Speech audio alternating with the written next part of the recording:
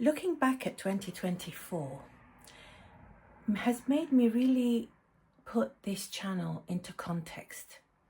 If you are new here, I am a middle-aged woman who has quite advanced, profuse hair loss. And it's something that started a long time ago that I've actually lived with for a very long time. So I'm completely accustomed to hair loss. I've been through the entire process of coming to accept, grieve, and then release my feelings about hair loss, and have gotten to the stage where I've completely moved on. I can now show my hair as it is, which is very fine. Let me take it out for you just to prove my point. This is my hair. Do you see how flyaway it is? How thin it is? And I recently dyed it.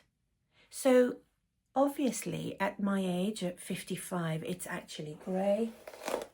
And so you can imagine, you can only imagine how it looks. Fine and grey, it's like a double whammy from hell that no woman wants to deal with.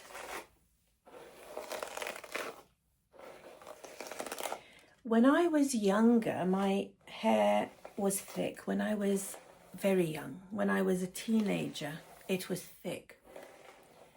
But even in those days, even when my hair was thick and I had kind of fluffy growth all around here, so it gave it that kind of lovely thick feel, it was never strong hair. Although it was relatively okay at the root, actually, as you went down the shaft of the hair, it just kind of became brittle and dry, and it was never the greatest hair. But I had no idea what actually lay in store for me, and how soon and how quickly the hair loss process would actually start in my life. If you look at this picture, you can see that I have my hair up. I was actually pregnant with my first child. I was very young. I was 23 years old, and yet I was keenly aware that my hair was weak. That's the stage that I was at that time.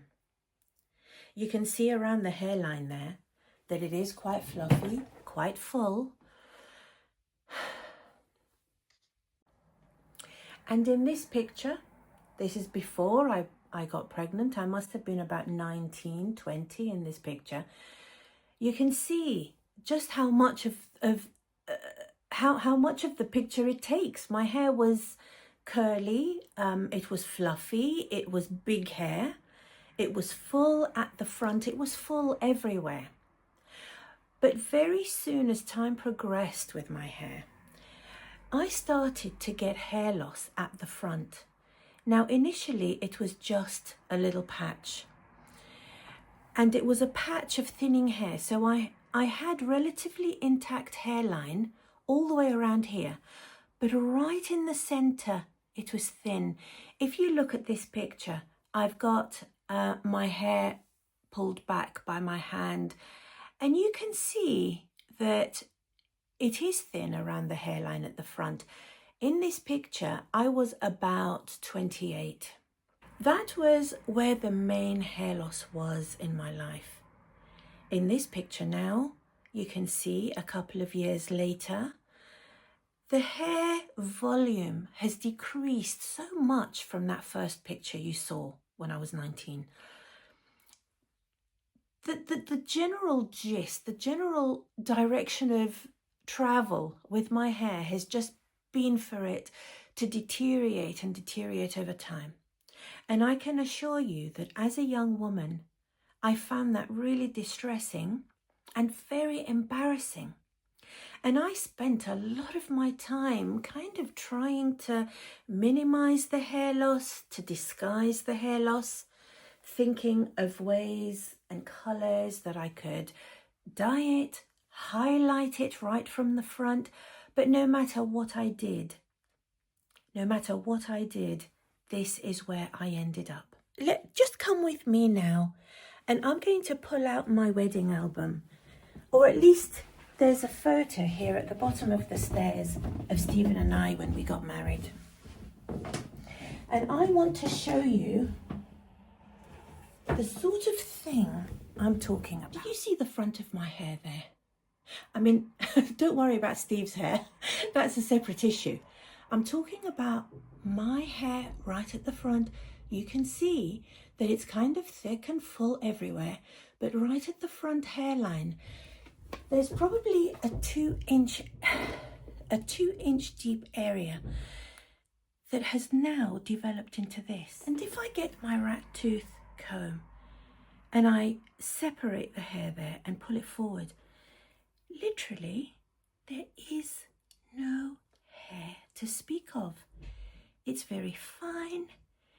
It's nothing. There's nothing there. There's nothing to work with. If you are a woman who has been searching hair loss solutions, etc., you've landed on a page of somebody who has battled with this problem for 20 plus years, if not longer, to tell you the truth. And I've had thick hair that has thinned gradually over time until eventually I could no longer deny that I had a serious problem on my hands.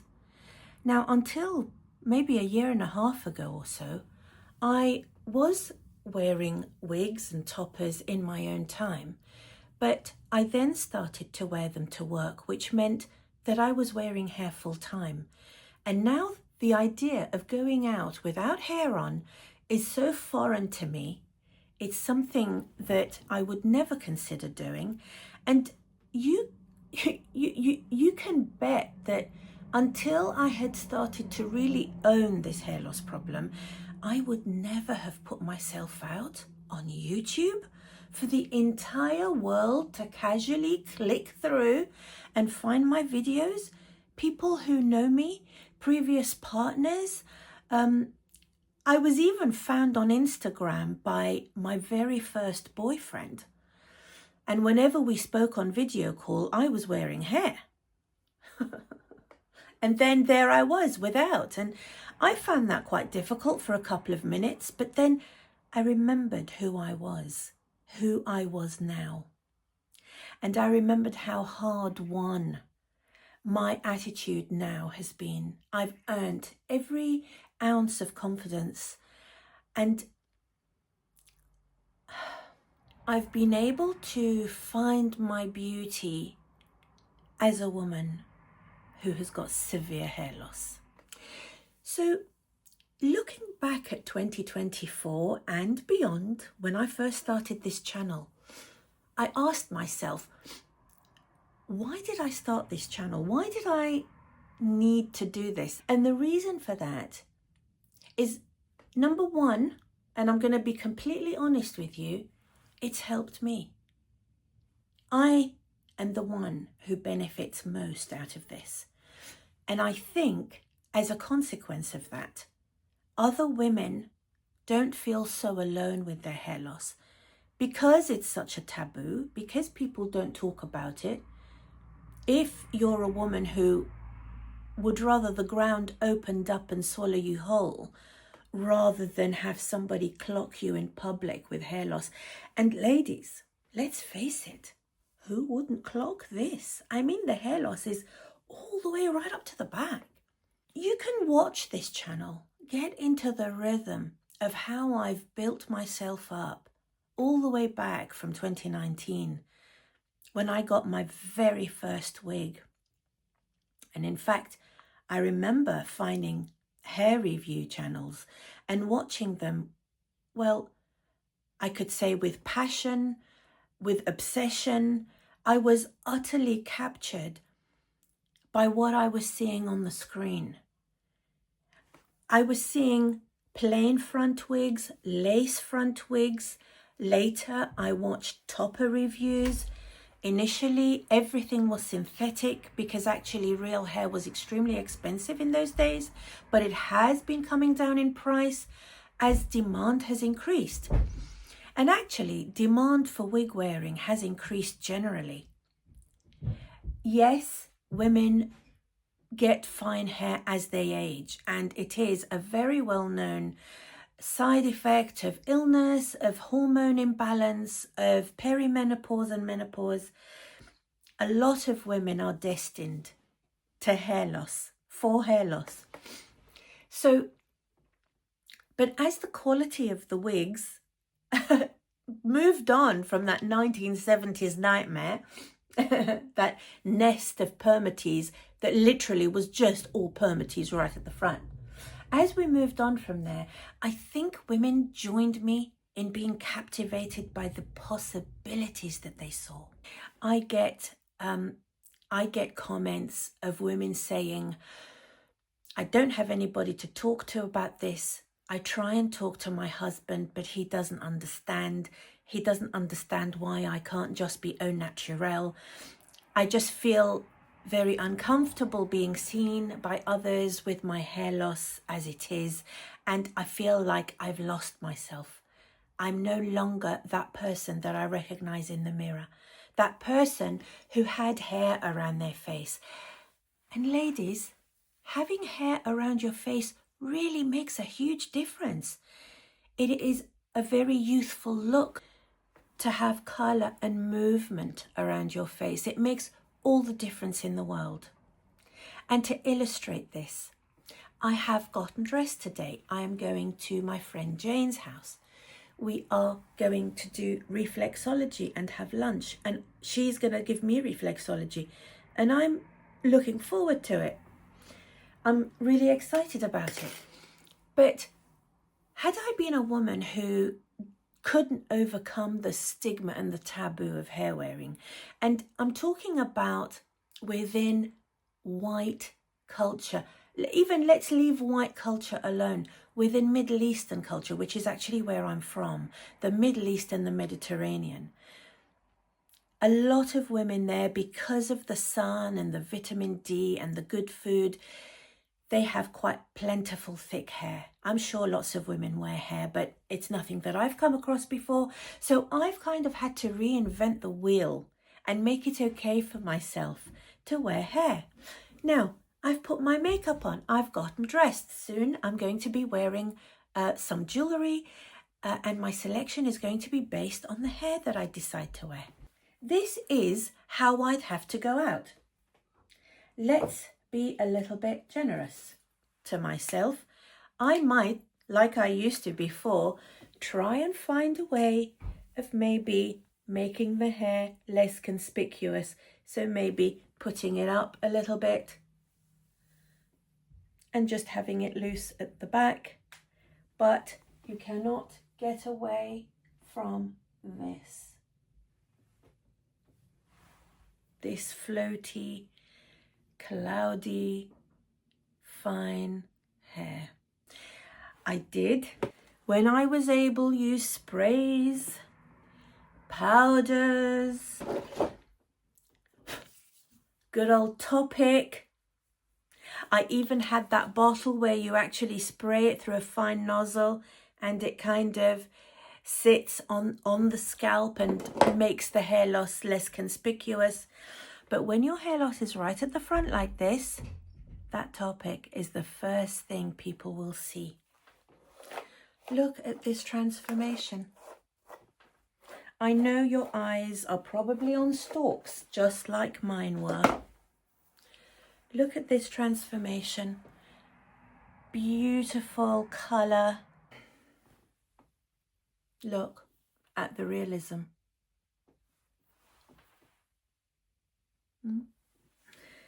The length, perfect for any occasion. You can put it up or leave it down. If you wanted something very different, and ladies, I'm just reaching for the boxes that I have next to my dressing table. Look at this style.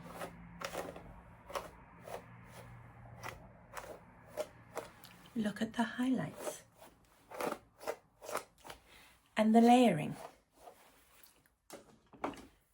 Imagine the different items of clothing and occasions that you can wear hair like this and be that girl. Be that girl of your dreams. Just give yourself over to the joy of it, the possibility of it, and watch other women's eyes absolutely light up when you tell them that you're wearing hair. But to be perfectly honest with you, you don't have to tell anybody if you don't want to, and it's extremely unlikely that they will guess that you are. Especially if you decide, for example, to wear a band, have your side hair on show. Even though this is not a lace cap wig, I'm not going to bother telling you the names because, you know, at this stage it doesn't matter. It looks so incredibly natural and beautiful and glorious. It's everything that I ever wanted and more. But you might want something slightly different. Now you might want to decide to go for something very close to your own hair colouring. A lovely ashy brown. Actually, I really adore this colour. Now you may want to juxtapose that lovely ashy brown with a few gold accents. Absolutely. Bear in mind where we started and how my hair looked. Look at this beautiful Albert chain necklace. You can have this length and don't for a moment think that because it's a wig you can't have your hair up, because it's even more charming up than it is down, to be honest with you. Now you can pull these side bits down if you want.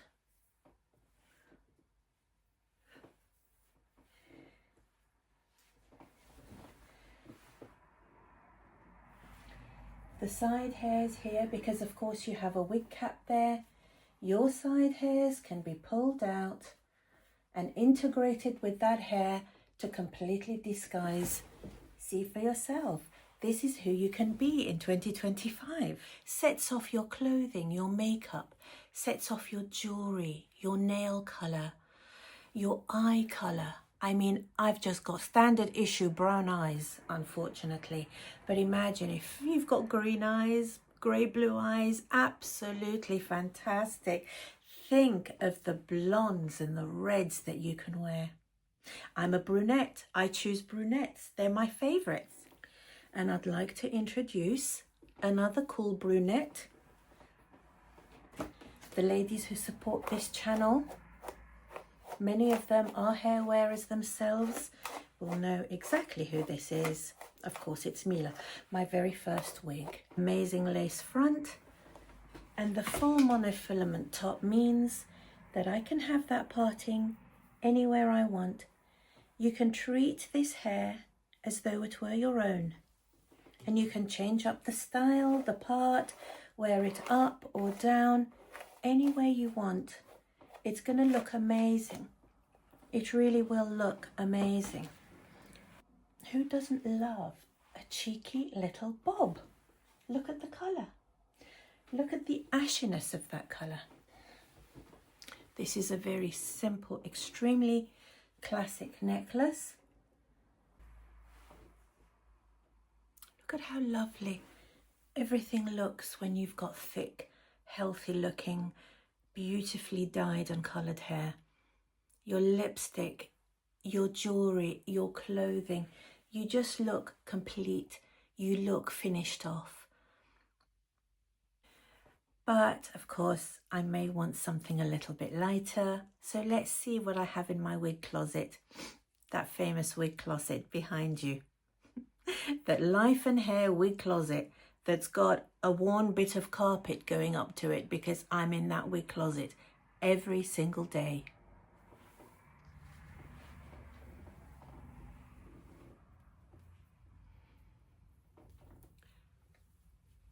Now this falls under blonde, but it has so much red in it. Strawberry blonde, as you can see. Do you see that? Look at the sheen, the realistic, healthy sheen to these fibers. All of these are synthetic. They're all relatively affordable, but do you know something?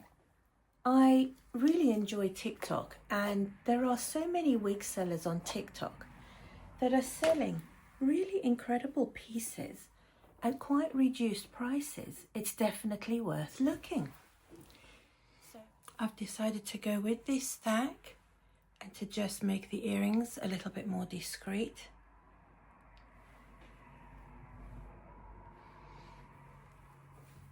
I think that because the collar tends to close, but when I move, it does come open a little bit.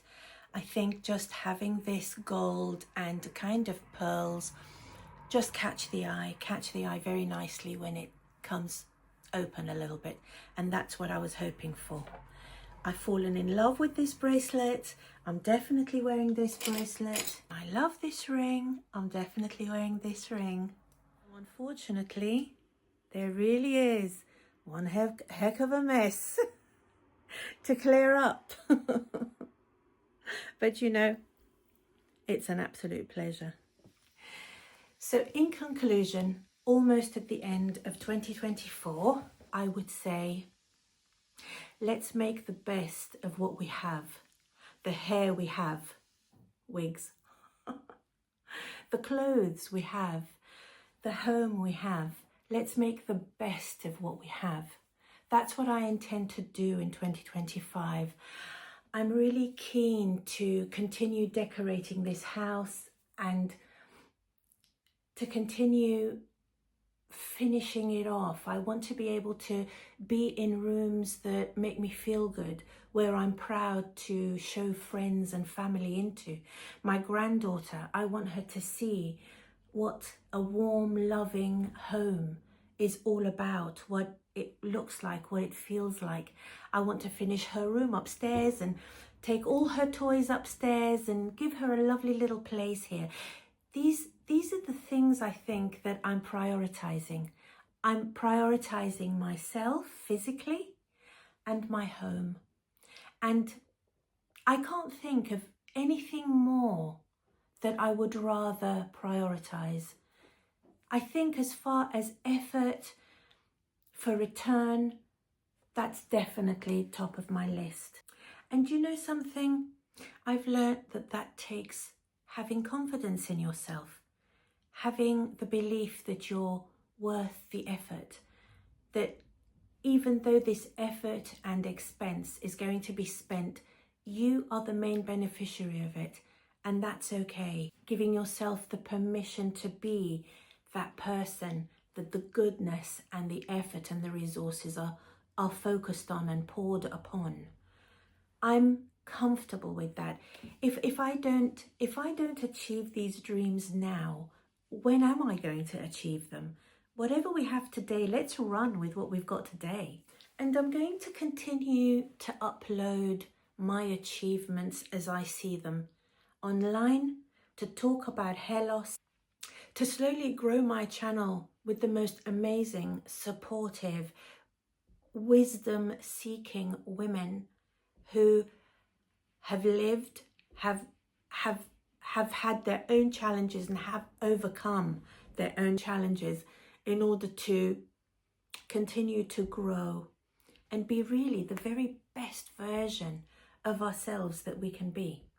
So here's to 2025, and I will see you again very soon with more frequent uploads.